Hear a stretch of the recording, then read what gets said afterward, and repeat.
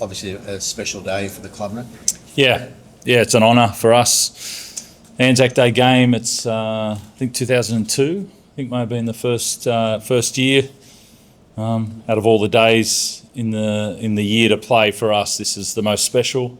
To play it at Allianz and represent the day and obviously what it means to Australia and New Zealand is it's a gift. What do you talk about with the players to have them focused on all of that?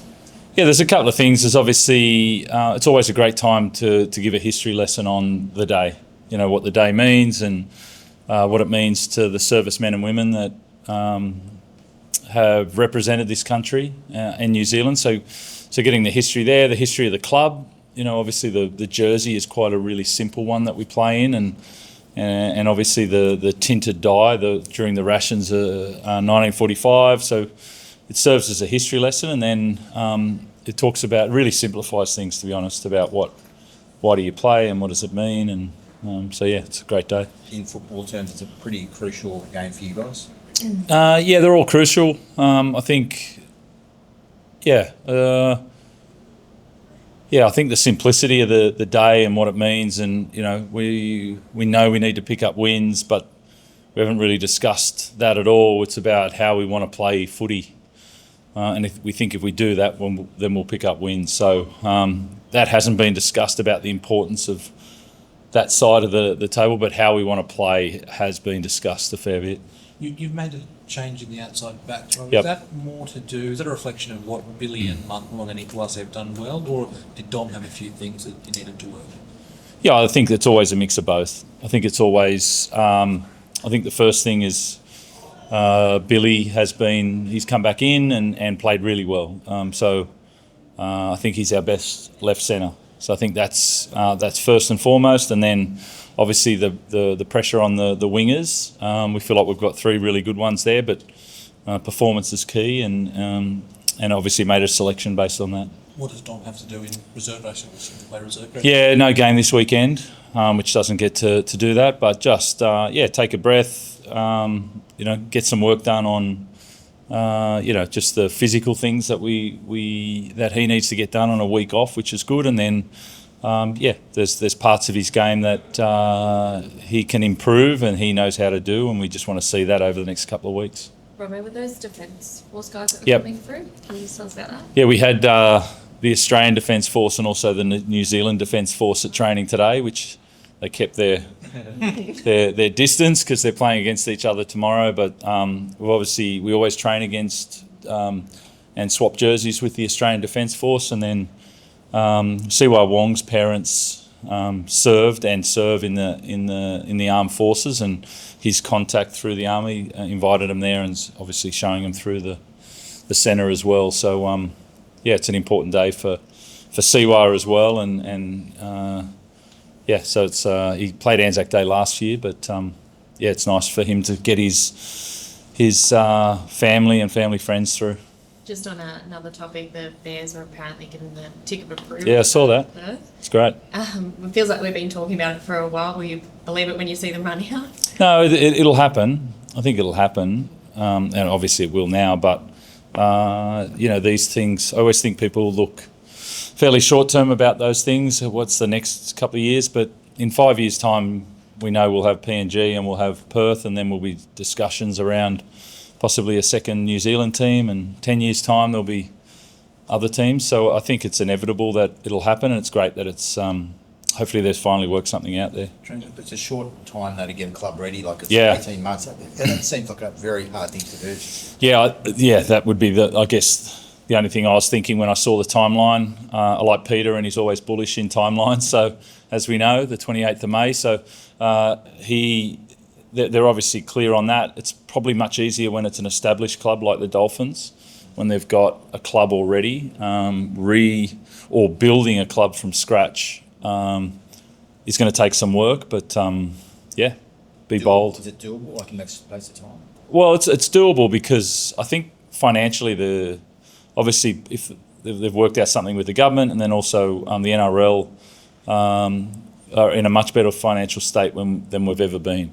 And then they've just got to make sure that they get the right administrators and coach and senior players. and to do that, it's they're going to need to do it soon. Robbo. Sorry. Are there quality players? Are there enough quality players in the game to see a team come in that quickly and not affect the comp?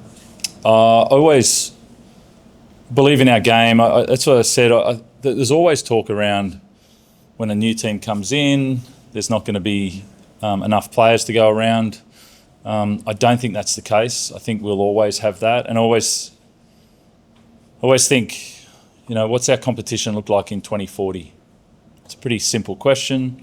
Perth will be in, PNG will be in, New Zealand will have another team, possibly Fiji will be on the cards.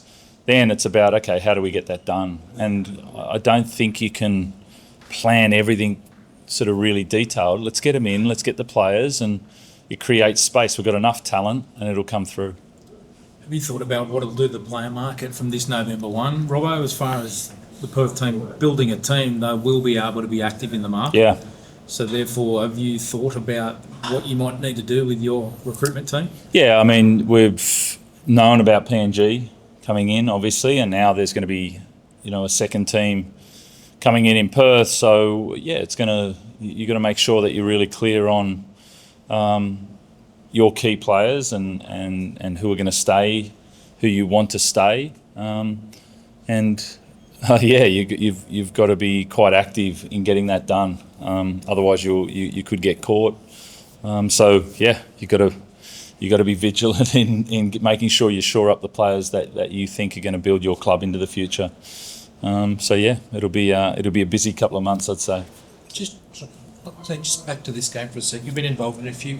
Is there a moment that stands out from the emotional pre-game messages to the bizarre of the hailstorm? The hailstorm, yeah. To the freaky finishes with Mitchell Pearce's first field goal, or even Luke's a couple of years ago. Is there one that really stands out for you? To be honest, like all the games, there's been so many different games and the way that they're played, and I love what happens on the field. I think the reverence that we give that day, and then also the honouring of the men and women that have served Australia and New Zealand. That it's just, we do the dawn service, and then for the people that go to the ground or watch it at home, it's just, I feel like it's the honour of the day, the service of the day, the reverence, the stillness of those moments.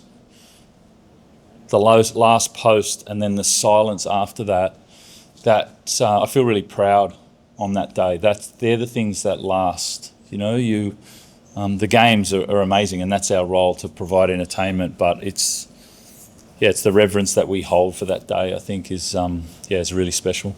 Robbo, there seems to be a cloud of doubt over hip drop tackles, and as far as commentary from Ivan Cleary to Frank Benisi, yourself have made comment in around Nat's injury.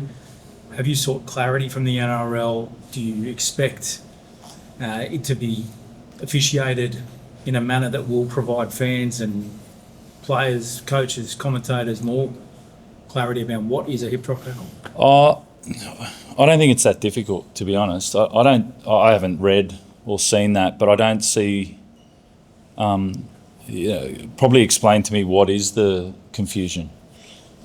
Well, we spoke to Ivan a few days ago, and he said the wording of hip drop, he said it's now not just the hip, essentially any body part that lands. And his quote was eye for an eye. If someone gets injured, the game feels it needs to then crack down, like with the Toff Sydney 4-game ban, etc. Yeah, I mean, injuries has always gone into the sentencing of players. That's been common, but it's the hip drop's really simple. People are going in with their right shoulder to make a tackle, and they rotate their hip and swing onto their left hip and drop their weight onto the leg of an opponent.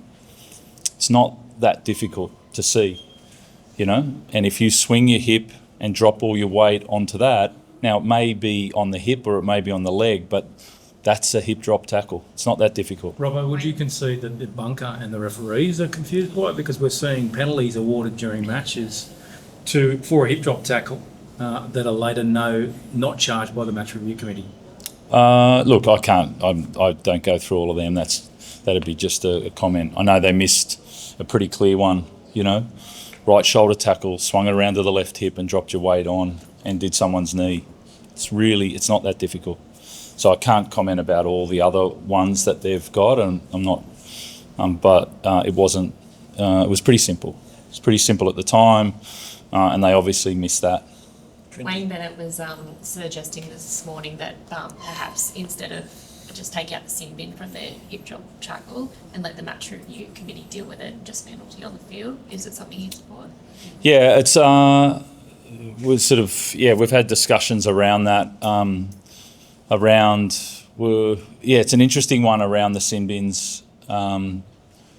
If we get it right and it's really clear for everybody, then it's a hard one. We lost a player for 76 minutes, of a game, and that's difficult from an illegal tackle. So that's really simple that happened. But I mean, the 10 minutes is an interesting thing. Is what's it doing? We know the bans afterwards are pretty clear, but I still think the sin bin's got a role to play in the high tackles and what they're doing. It's just I feel like we're not sure how to use it at the moment. I think I feel like a few weeks ago we would have got more 10 minutes, and then the last week, grade 2s are now grade 1s. It's just a little bit.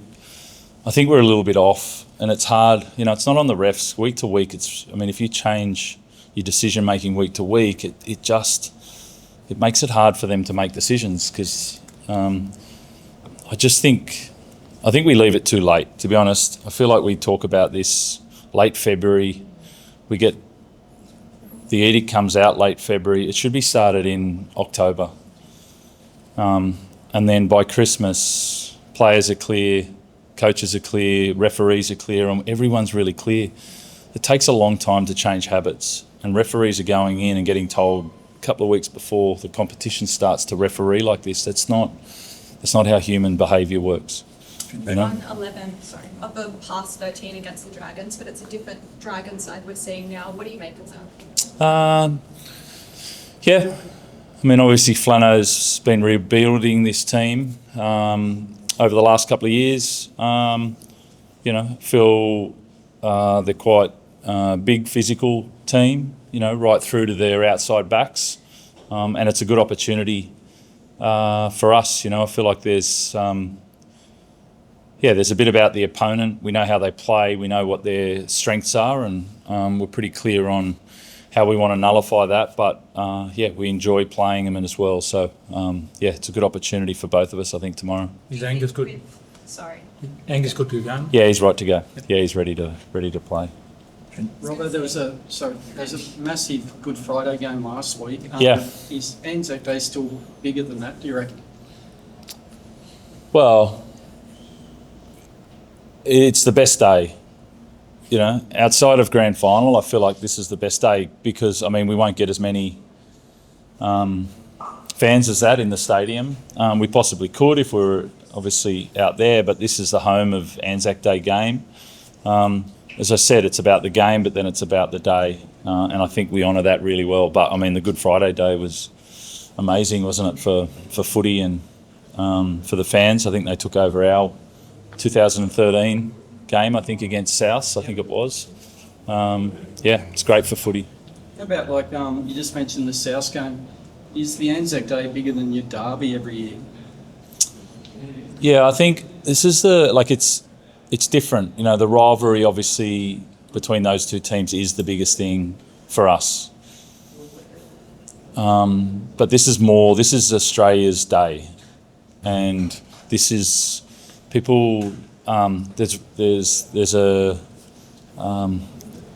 It's never a celebration in the morning. We talked about that. There's a remembrance in the morning for everybody, and there's a respect that happens. And then I know everybody that loves rugby league will watch that game in that afternoon, and it's the celebration in the afternoon. I know the servicemen and women watch that afternoon, and they love watching their footy. And so there's nothing bigger than ANZAC Day game as far as what it means to, the two teams, but what it means to Australia and New Zealand. And that's how I feel about it anyway. Trent, just back to the Perth thing. Yep. How hard is it to make an impact in an AFL state? I mean, that's what the game's up against in a large way. Yeah. Yeah, I think it's you respect they've got some really good teams over there and good people in the AFL in Perth, but we can coexist. You know, that's the whole point of we've got a great sport. We've got an amazing sport. It's different to AFL. You can support both. I think Sydney Swans have shown that in the reverse. You know, they're such a strong club and a role model for a lot of other clubs in the AFL. And this wasn't an AFL town. You know, it's definitely rugby league, but we can do that in Perth. You know, and it takes strength in. We've got the game, we've got the product, and then it'll take management to really put that in place. Would it be dreaming to think Perth can become an AFL town? To be a rugby league town? Yes, a rugby Yeah. league town, yeah. I believe in our sport so much. You know, I believe in the product that we've got. And if we keep dynamic about the way that we keep developing our sport and developing our competition, then I think we can, I think we can be the biggest sport in the Pacific. I think that's the dream of those people, the people that are making the decisions, and so it should be. Robbo, just the last one. Sam Walker, Yeah. Brandon Smith, update, any closer?